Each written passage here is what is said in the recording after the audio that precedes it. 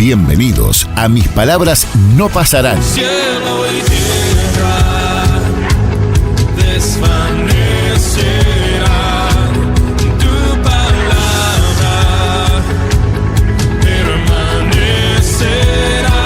El programa donde emitimos las exposiciones bíblicas de reconocidos expositores reformados que ya están con el Señor. Cada episodio nos acerca a las enseñanzas eternas de hombres de Dios que, aunque ya no estén entre nosotros, dejaron un legado de sabiduría y fe basado en la palabra de Dios. Porque todo es de Él, y por Él y para Él, a su nombre sea la gloria.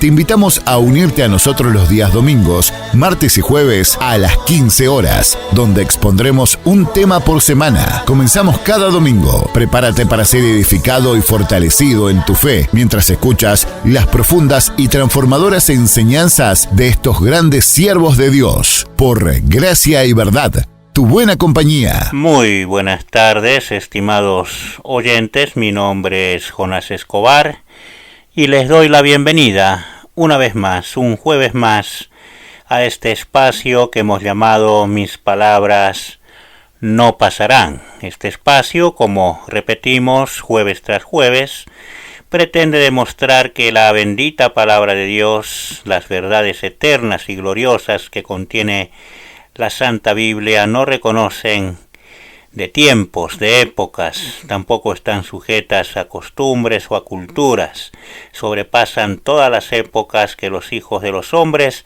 vivimos sobre la faz de la tierra y es perfectamente aplicable y se mantiene perfectamente actual y vigente.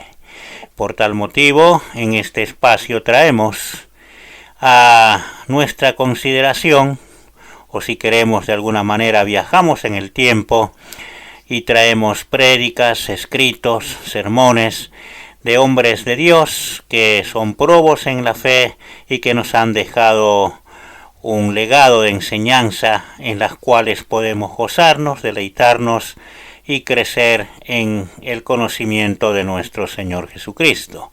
En el caso de los jueves estamos trayendo un escrito del doctor Martyn Lloyd-Jones que se llama Del temor a la fe. Es un escrito sobre la profecía de Habacuc, donde el doctor Martyn Lloyd-Jones pretende demostrarnos que Dios tiene absoluto control sobre todo el curso de la historia y las consecuentes situaciones que nos tocan vivir como hijos de Dios dentro del espacio de tiempo en el cual vivimos, ¿no? Siempre confiando en que el soberano es Dios y que Él tiene absoluto control sobre cualquier situación que nos toque vivir. Así que estamos recorriendo el libro de Habacuc y le pido que vaya preparándose, que allí donde esté, ya sea en su domicilio, en su hogar o viajando en su auto o en algún medio de transporte público, o quizás caminando o tal vez trabajando,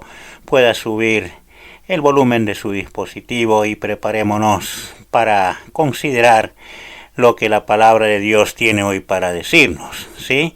Mientras nos preparamos, ponemos en el aire una alabanza cristiana y luego sí, ya entramos de lleno a la consideración del capítulo 4 de esta obra que se llama Del temor a la fe. Escuchemos entonces esta alabanza cristiana. Necesitamos conocerte más, buscamos agradarte, santifícanos en tu verdad, tu palabra es la verdad, perfecta y eterna es, y toda es suficiente. Alumbra nuestro caminar, tu palabra es la verdad. Enséñanos a obedecer tu voz, renueva nuestra mente y corazón, para vivir en tus propósitos, por tu palabra, oh Dios.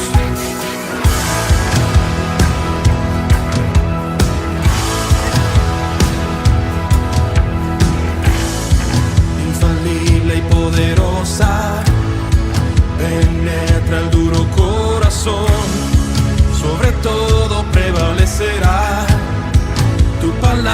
es la verdad.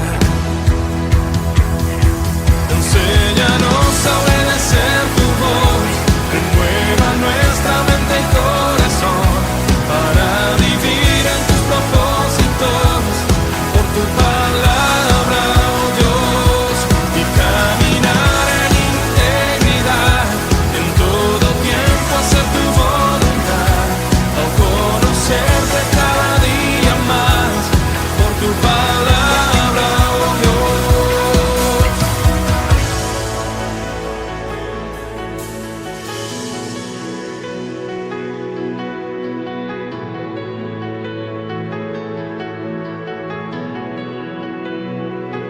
Cielo y tierra desvanecerán,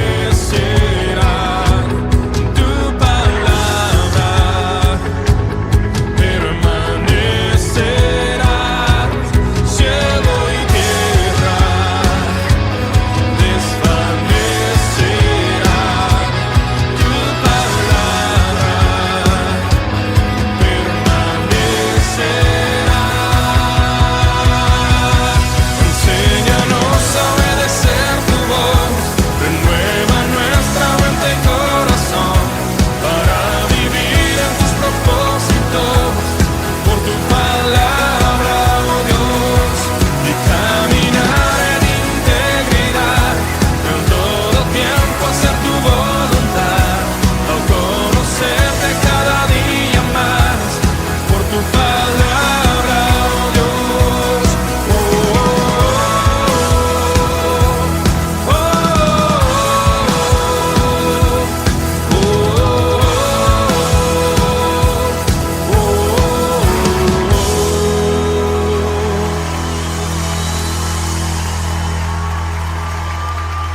Bien, ya estamos aquí nuevamente. Le invito entonces a considerar este quinto capítulo. El título de este capítulo es El justo por su fe vivirá, ¿no? Así que lo invito, nuestro hermano, para el encabezamiento de sus consideraciones, toma la parte de la profecía de Habacuc, en el capítulo 2, en los versículos que van del 4 al 20. Entonces le voy a leer Habacuc capítulo 2, versículos 4 al 20. Estoy leyendo la versión Reina Valera 1960. Dice así esta escritura bíblica: He aquí que aquel cuya alma no es recta se enorgullece, mas el justo por su fe vivirá. Y también el que es dado al vino es traicionero, hombre soberbio, que no permanecerá. Ensanchó como el Seol su alma, y es como la muerte, que no se saciará. Antes reunió para sí todas las gentes, y juntó para sí todos los pueblos. ¿No han de levantar todos estos refrán sobre él y sarcasmo sobre él?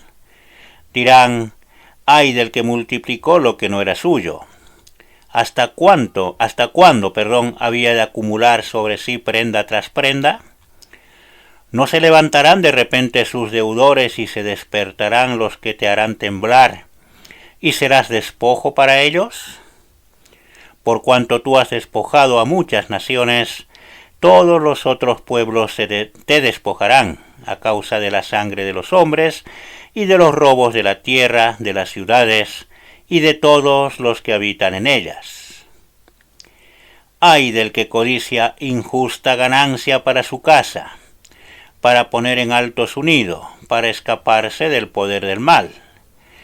Tomaste consejo vergonzoso para tu casa, asolaste muchos pueblos y has pecado contra tu vida.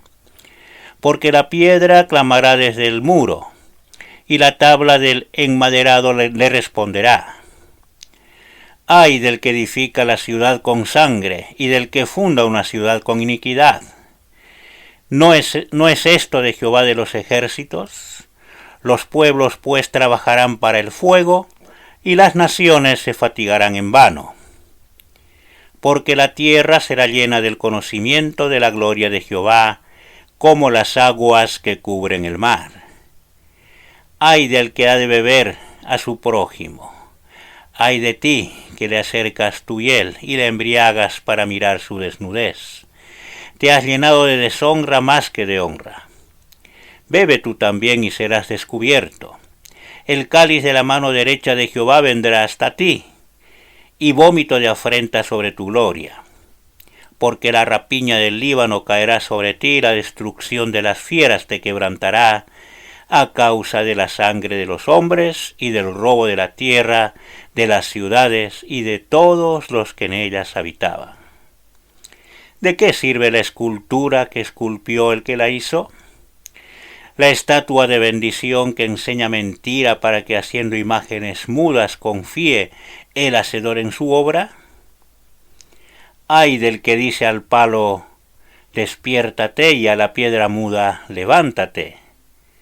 ¿Podrá él enseñar? He aquí está cubierto de oro y plata, y no hay espíritu dentro de él. Mas Jehová está en su santo templo, calle delante de él toda la tierra.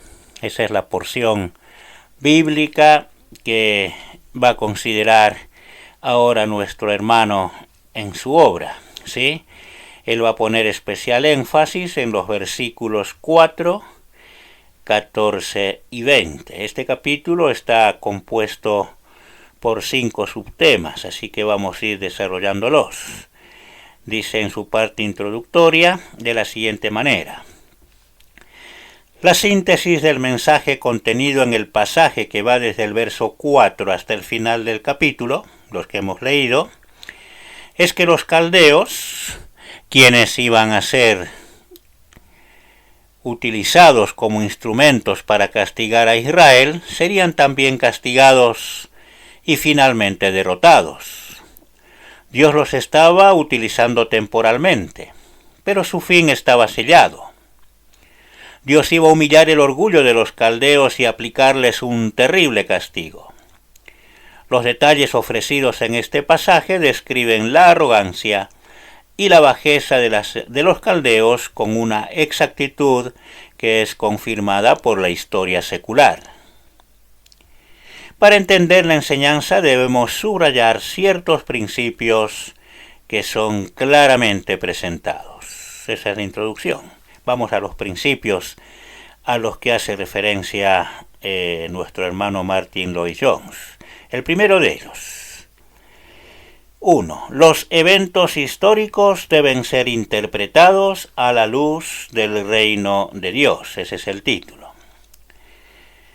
Lo importante para nosotros es comprender la relevancia de todo esto para nuestra vida. El caso en cuestión es una ilustración de un principio universal en el proceder de Dios con la humanidad.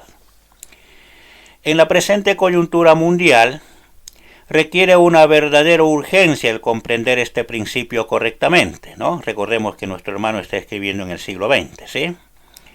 Si aspiramos a disfrutar de paz interior, a pesar de lo que ocurre en el mundo que nos rodea, la única forma de hacerlo es llegar a comprender esta filosofía bíblica de la historia que explica lo que está ocurriendo en el mundo secular y su relación para con la Iglesia de Dios. El principio esencial es que la historia está siendo dirigida por Dios para realizar su propósito con respecto al reino de Dios, obviamente.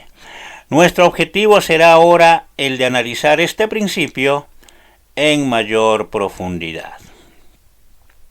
Segundo subtema, punto 2.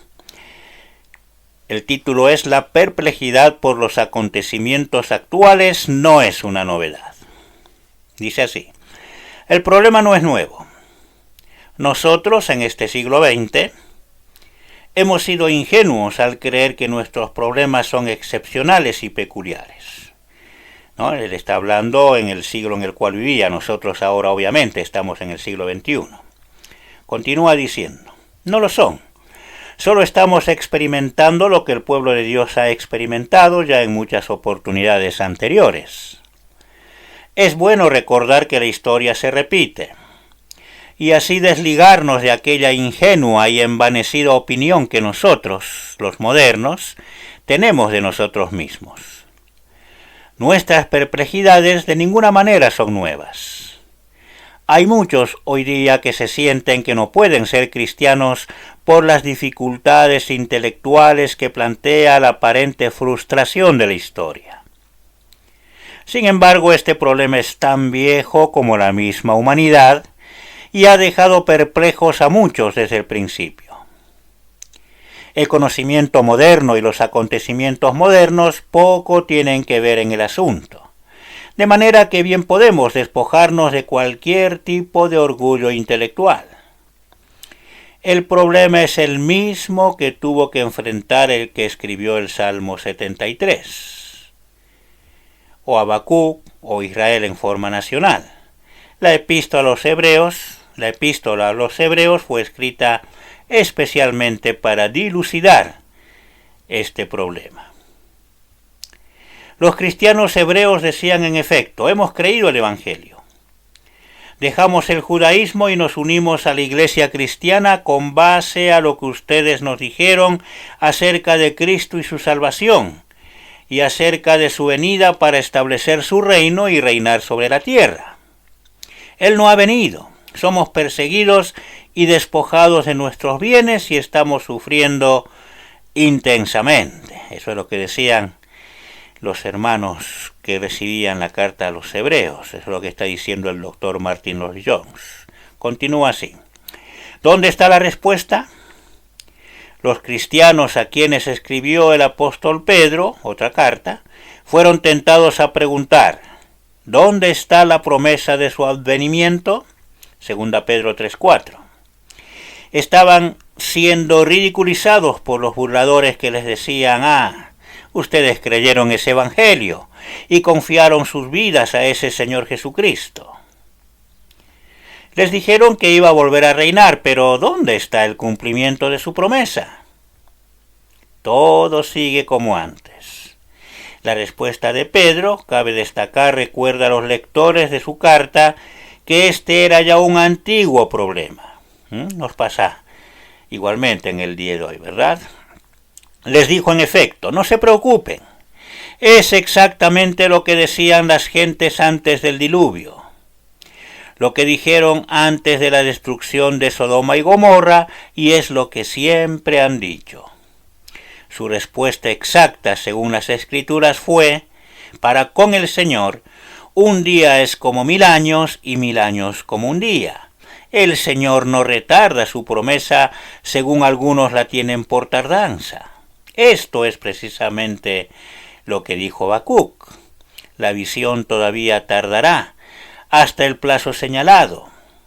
Bien que se apresura hacia el fin. Aunque tardare, aguárdala, porque de seguro vendrá. No se tardará. Qué interesante reflexión, ¿verdad? Qué importante que asimilemos estas reflexiones para afrontar las distintas adversidades o situaciones que nos plantea este mundo ya posmoderno, podríamos decir. Continuamos. El tema de la historia es también el gran tema del libro del Apocalipsis. No importa cómo se interprete este libro. Representa claramente un pronóstico de la historia, una visión previa de eventos sobresalientes a través del largo curso de los tiempos hasta la consumación final. Sin embargo, muchos intérpretes quedan tan obsesionados con el simbolismo que pasan por alto o pierden el tema principal. Son tan expertos en los detalles que pierden la verdad central. El libro de Apocalipsis es principalmente una gran visión anticipada de la historia, con Jesucristo como la persona central que controla la historia abriendo los sellos. De esta manera, contiene un mensaje de consuelo, no solo para los creyentes del primer siglo, sino para el pueblo de Cristo en todo tiempo y en todo lugar. Vamos al subtema número 3. Dice así, el título es: dos posibles estilos de vida, el de la razón y el de la fe. Dice de la siguiente manera: Volviendo al pasaje que tenemos bajo consideración, el verso 4 dice: «Mas el justo por su fe vivirá». Recordemos que esta importante declaración se cita varias veces en el Nuevo Testamento.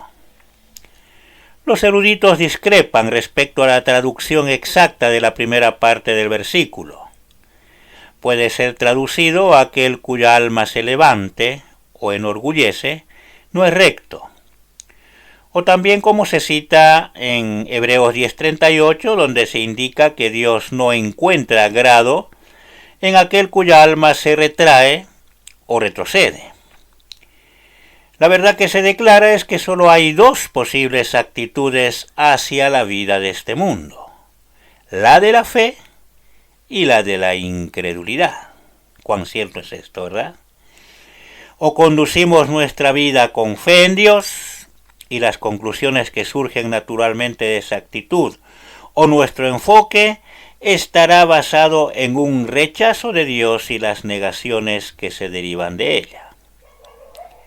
Podemos retraernos del camino de la fe en Dios, o de lo contrario podemos vivir por fe en Dios.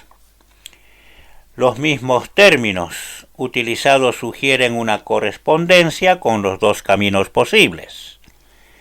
Lo que el hombre cree determina la conducta de su vida.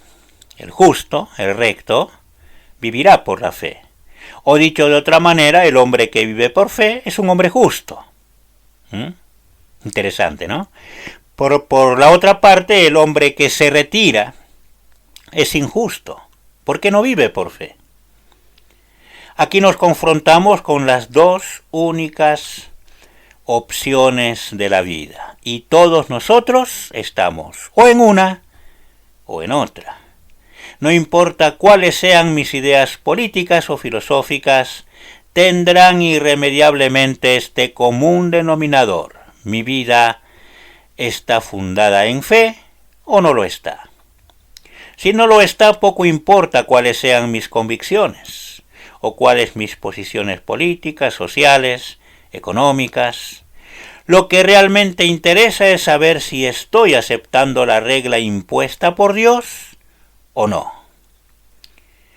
Los famosos capítulos 10, 11 y 12 de la carta a los Hebreos exponen e ilustran esta verdad.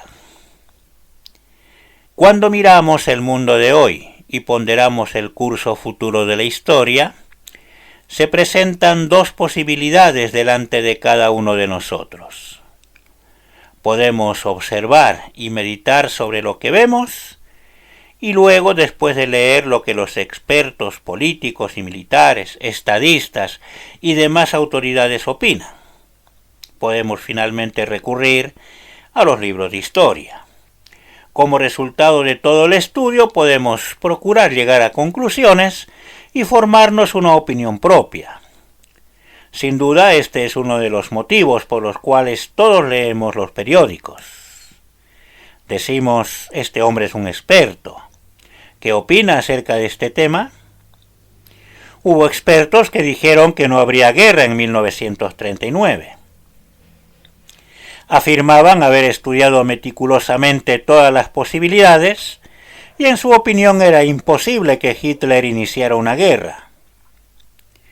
Muchas personas aceptaron esa opinión e hicieron planes y proyectos. Se gobernaban por sus propias opiniones y deducciones, por la aplicación del sentido común y la sabiduría del mundo o por la perspicacia de ciertos pronosticadores. Sin embargo, existe otra manera de mirar las cosas que está claramente enseñada en la Biblia. No está basada en conclusiones derivadas o de cuidadosos cálculos del poderío militar que pueda tener una nación, o si ha llegado el momento para que tal o cual nación inicie un ataque. La Biblia solo afirma con sencillez que cierto acontecimiento tomará lugar. No da razones. Solo dice que ha de ocurrir porque Dios lo ha dicho. Tal el caso que consideramos tocante a los caldeos. No se ofrecen argumentos ni existe un cuidadoso análisis del poderío de las fuerzas rivales. sino solamente la sencilla declaración de Dios al profeta. El profeta la cree y actúa de conformidad con ella.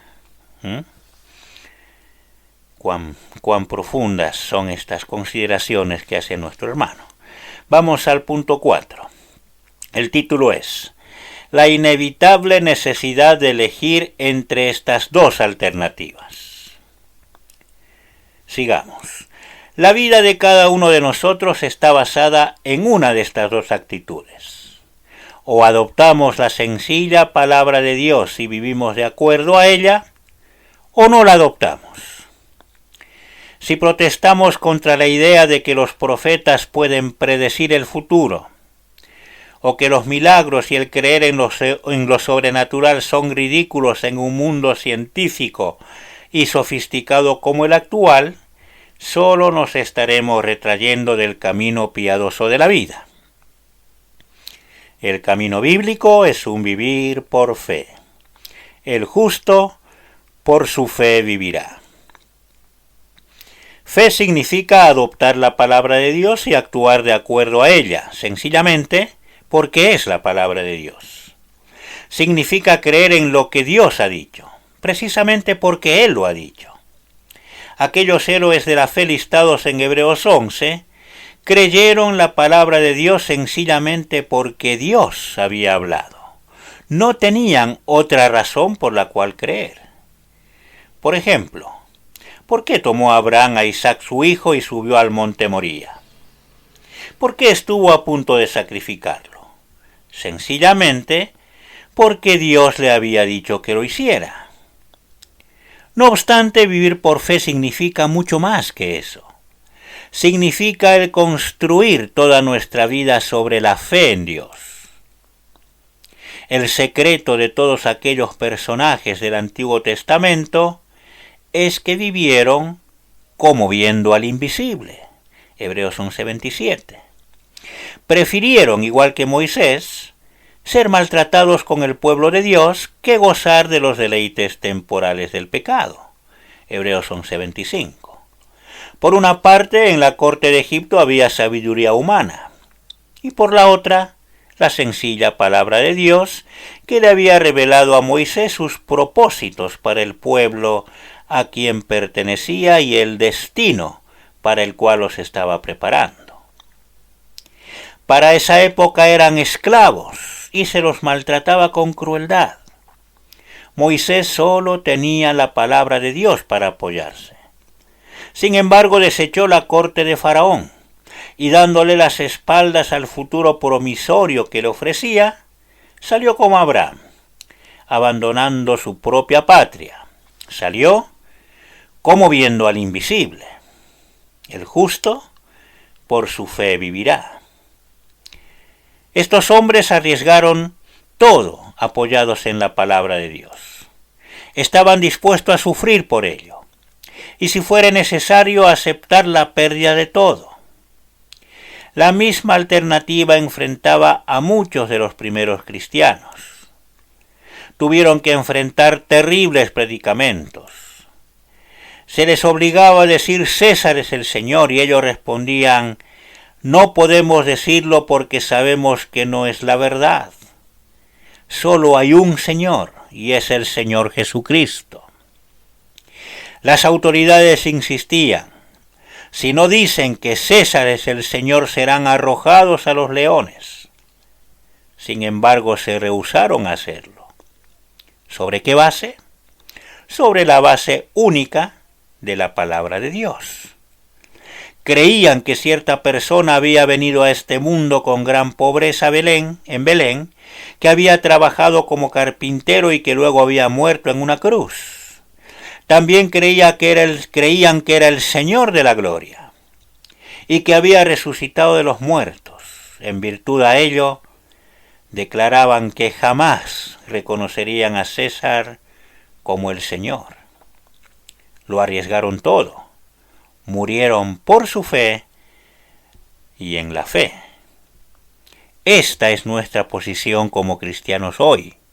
La alternativa presiona sobre nosotros cada vez con más fuerza. Hay todavía personas lo suficientemente insensatas para apoyarse en este mundo y lo que puede ofrecer. ¿Cuál es el principio que controla nuestras vidas? ¿Es el principio de los cálculos? ¿Es la sabiduría del mundo con un análisis astuto y equilibrado de la historia y del conocimiento humano? ¿O es la palabra de Dios que nos advierte que este mundo y esta vida solo son transitorios y que ambos solo son una preparación para el mundo que ha de venir? No nos dice que demos la espalda totalmente al mundo, pero sí insiste en que tengamos un correcto enfoque del mismo. Declara enfáticamente que lo que realmente importa es el reino de Dios. Debemos hacernos en la presencia de Dios esta sencilla pregunta: ¿está mi vida basada en el principio de la fe? ¿Estoy sometiendo mi vida al hecho de que lo que leo en la Biblia es la palabra de Dios y es verdadero? ¿Estoy dispuesto a arriesgarlo todo, incluso mi vida, basado en este hecho? Mas el justo por su fe vivirá. Cuántas preguntas que debemos hacernos si verdaderamente somos cristianos, ¿verdad? Sigamos. Punto 5, el último. El título es La absoluta certidumbre de la destrucción del mal y el triunfo de Dios. Leemos. Los 5 ayes registrados en este capítulo no solo son aplicables a los caldeos, sino deben considerarse como un principio universal en la historia. Todo lo que sea malo está bajo el juicio de Dios. A pesar de que los caldeos iban a prosperar por un tiempo, el límite de su prosperidad ya estaba fijado. El impío podrá triunfar por un tiempo. Podrá extenderse como laurel verde, Salmo 37-35, pero no ha de permanecer. Su sentencia ya está sellada. Lo que produce perplejidad al pueblo de Dios es ¿por qué Dios lo permite? Lo hace para llevar adelante sus propósitos, para que el mundo tropiece bajo estos poderes del mal, antes que Él demuestre repentinamente su poder y manifieste su propia soberanía. El principio al cual nos debemos aferrar es que Dios está sobre todo. El camino de los transgresores es duro, Proverbios 13:15. Ya sean individuos, naciones o el mundo entero. El hombre del mundo podrá hacerse de una fortuna utilizando prácticas impías en su negocio y así triunfar. Pero miremos el fin de los impíos. Miremoslos en el lecho de la muerte. Miremoslo enterrado en la tumba y pensemos en la agonía de su destino eterno. Deberíamos sentir lástima por los impíos que son lo suficientemente insensatos como para embriagarse con su éxito temporal. Su fin está sellado. Lo mismo ocurre con las naciones. Leemos en los libros de historia secular acerca de los imperios impíos que han surgido y cómo parecían tener a todo el mundo bajo sus pies, como ser Egipto, Babilonia, Grecia, Roma. Recordemos su fin. Durante la era cristiana ha ocurrido lo mismo. Hubo un tiempo cuando parecía que Turquía iba a doblegar a todo el mundo, pero finalmente cayó.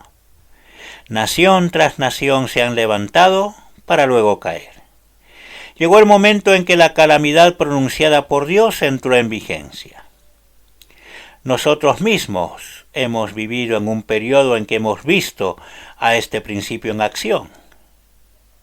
No importa qué es lo que está ocurriendo en el mundo hoy, el mismo principio sigue operando. Los ayes se pronuncian sobre los caminos de todos los que se oponen a Dios. Están condenados. Podrán tener gran prosperidad temporal y debemos así esperarlo. Podrán cabalgar por el universo, pero así como surge una estrella, también se ha de apagar. El ay del juicio, la condena de Dios sobre el impío, es irrevocable. Volviendo ahora al aspecto positivo de esta verdad, en el versículo 14, dice así: porque la tierra está llena del conocimiento de la gloria de Jehová, como las aguas que cubren el mar. No corresponde a ninguno de nosotros intentar predecir lo que va a ocurrir en detalle, pero podemos estar seguros de este gran hecho. ¿Cuál es? La victoria final es de Dios. Sí, los paganos podrán rabiar y los pueblos imaginar cosas vanas. Pero yo he puesto mi rey sobre Sión, mi santo monte. Salmo 2:6. Los enemigos de Dios y su pueblo podrán amotinarse y todas las apariencias podrán señalar a la exterminación de la iglesia cristiana.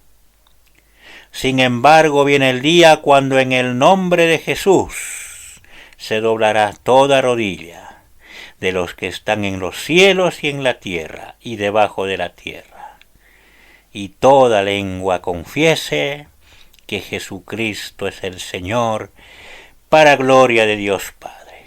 Qué hermosa porción aquella de Filipenses 2:10 y 11, ¿verdad? Con toda certeza la tierra será llena de la gloria de Dios. El maligno será derrotado y arrojado al lago de fuego. Todo lo que se opone a Dios será destruido, y habrá cielos nuevos y tierra nueva en los cuales mora la justicia. Segunda Pedro 3:13. La ciudad de Dios descenderá y los justos entrarán en ella. Todo lo impuro quedará fuera, y Dios será el todo en todos. El triunfo final de Dios es seguro. ¿Cuál es entonces nuestra conclusión final a la luz de todo lo que hemos considerado? ¿De qué sirve la escultura que esculpió el que la hizo? La estatua de fundición que enseña mentira para que haciendo imágenes mudas confíe el hacedor de su obra, como hemos leído en el verso 18, ¿verdad?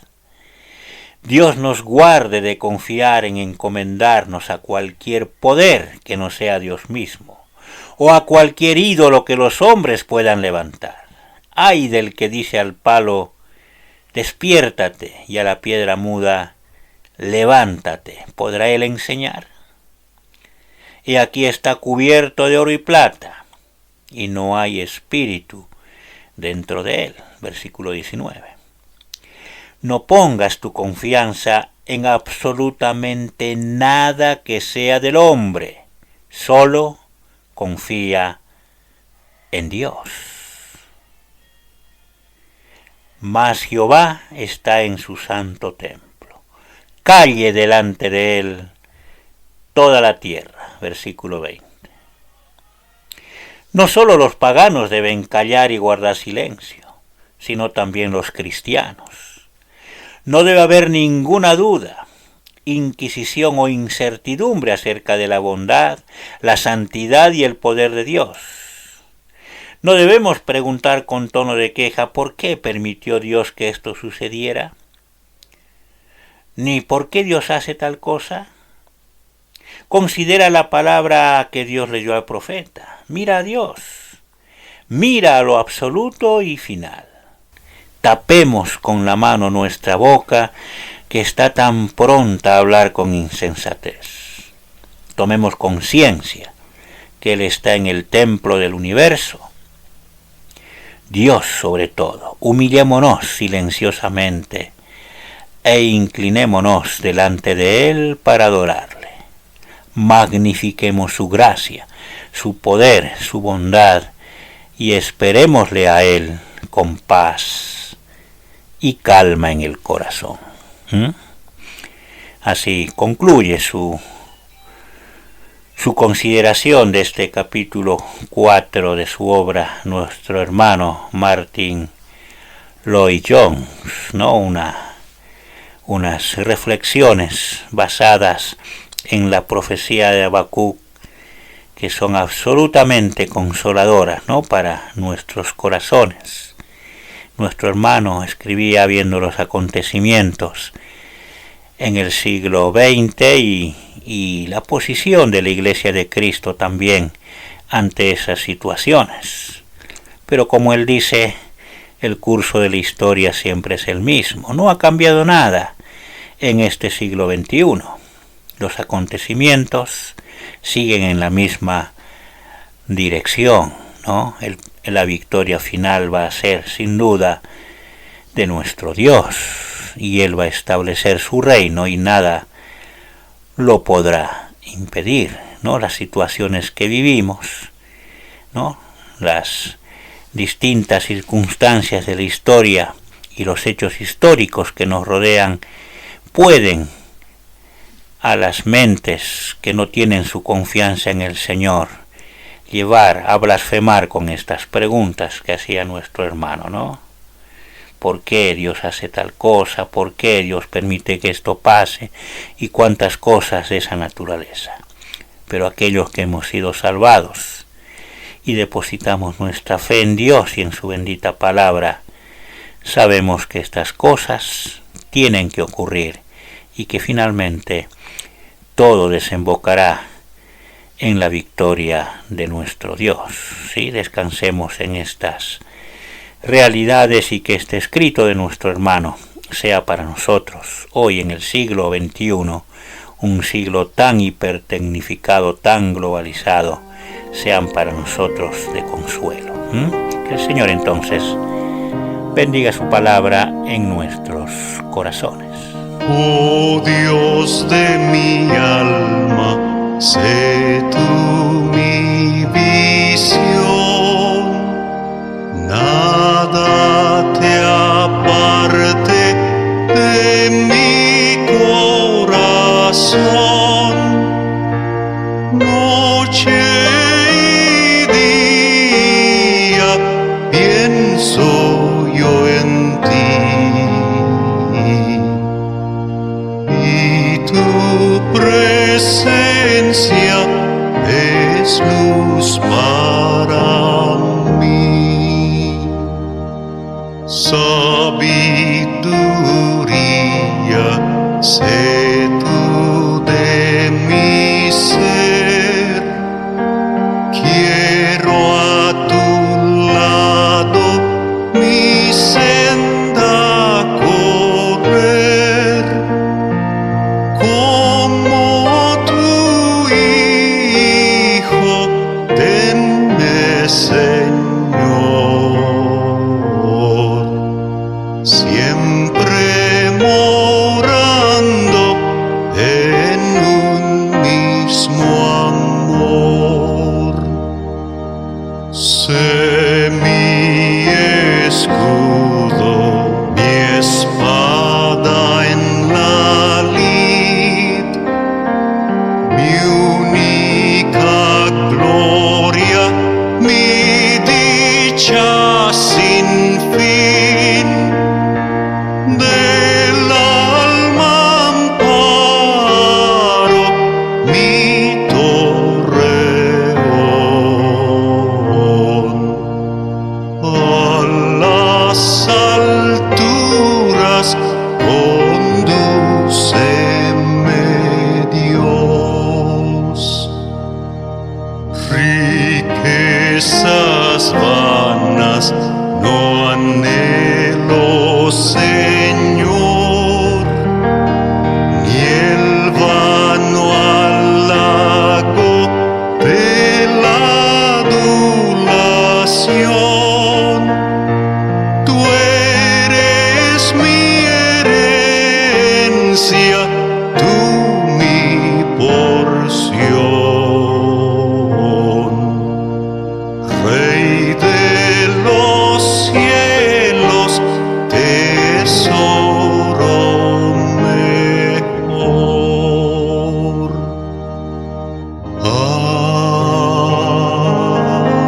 Amén. Estás escuchando Mis Palabras No Pasarán. Nuestra oración, nuestro deseo es que a través de estas consideraciones de hermanos que han vivido en otras épocas, como el caso de nuestro hermano Martyn Lloyd-Jones, nuestros corazones puedan ser afirmados en la fe, podamos encontrar, ¿verdad?, en las verdades bíblicas, el consuelo que necesitan nuestros corazones y esa firmeza que debemos tener como hijos de Dios, y también, ¿verdad?, esa responsabilidad que nos atañe de expander el reino de Dios, de predicar el santo y bendito Evangelio. Así que esperamos que estos escritos sean de bendición para nosotros. Los esperamos el próximo jueves. Ya vamos a considerar el 5º capítulo de esta obra, que se llama Del temor a la fe, y ese capítulo lleva por título Cómo orar. Así que lo esperamos el próximo jueves, y si usted quiere acceder a los capítulos anteriores, puede buscarnos allí en YouTube. Está nuestro canal, se llama Radio Gracia y Verdad, y en una playlist tiene todos estos programas bien ordenados para que usted los pueda repasar, y si no los ha escuchado, escucharlos y así estar completos en cuanto a la obra, en este caso de nuestro hermano Martyn Lloyd-Jones, que se llama Del temor a la fe. Lo esperamos entonces el próximo jueves a la misma hora, a las 15 horas, en esta su radio, que es Gracia y Verdad, y en este espacio Mis Palabras No Pasarán. Que el Señor bendiga su vida con su bendita palabra. Enséñanos a obedecer tu voz, renueva nuestra mente y corazón. Y así llegamos al final de otro inspirador episodio de Mis Palabras No Pasarán. Durante este tiempo hemos sido enriquecidos por las enseñanzas de reconocidos expositores reformados que ya están con el Señor. Dios ayudador por siglos fiel, mi vida escrita en tu libro está. Que sus palabras continúen resonando en nuestros corazones y guiándonos en nuestro crecimiento espiritual. Hasta la próxima en Mis Palabras No Pasarán.